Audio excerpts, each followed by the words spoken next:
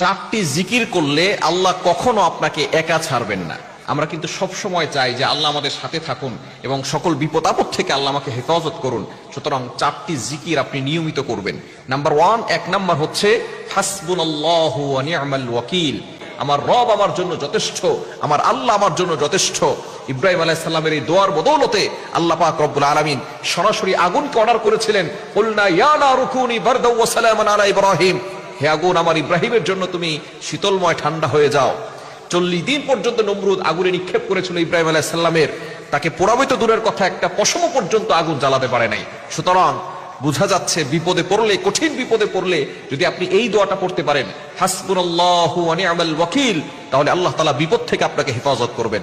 Number 2 number জিকির হচ্ছে সুবহানাল্লাহি ওয়ালহামদুলিল্লাহি ওয়া লা ইলাহা ইল্লাল্লাহু ওয়াল্লাহু আকবার। এই চারটি বাক্য আল্লাহ তাআলার কাছে খুব বেশি প্রিয়। আহাব্বুল কালামি ইলাল্লাহি আরবা, আল্লাহ তাআলার কাছে চারটি বাক্য সবচেয়ে বেশি প্রিয়, সেটা হচ্ছে সুবহানাল্লাহ, আলহামদুলিল্লাহ, লা ইলাহা ইল্লাল্লাহ, আল্লাহু আকবার। এই চারটি বাক্য বেশি বেশি পড়বেন। মুসলিম শরীফের ভিতরে, সহিহ মুসলিম শরীফের ভিতরে এসেছে, যারা এই চারটি বাক্য পড়বে আল্লাহ পাক রব্বুল আলামিন তাদেরকে বিপদ আপদ থেকে হেফাজত করবেন। 3 নাম্বার আমল হচ্ছে লা হাওলা ওয়ালা কুওয়াতা ইল্লা বিল্লাহ। এই হাদিসটির খুবই গুরুত্বপূর্ণ ফজিলত রয়েছে। এই আমলটি যারা করবেন আল্লাহ তাআলা তাদেরকে বিপদ আপদ থেকে হেফাজত করবেন। সহিহ মুসলিম শরীফ, আবু দাউদ শরীফ, তিরমিজি শরীফের ভিতরে রয়েছে। নবীজি সাল্লাল্লাহু আলাইহি ওয়াসাল্লাম জানিয়ে দিয়েছেন এরা হচ্ছে জান্নাতের ভান্ডার।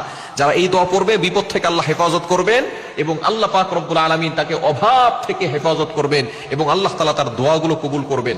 4 নাম্বার আমল হচ্ছে ইস্তেগফার। আপনি সব সময় আস্তাগফিরুল্লাহ, আস্তাগফিরুল্লাহ, আস্তাগফিরুল্লাহ, ইস্তেগফার বেশি বেশি করবেন, আল্লাহর কাছে ক্ষমা প্রার্থনা করবেন। কেননা ইস্তেগফারের অনেক ফজিলত রয়েছে। আল্লাহ আপনার গুনাহ ক্ষমা করে দিবেন, জান্নাতের ব্যবস্থা করবেন, জাহান্নাম থেকে মুক্তি দিবেন।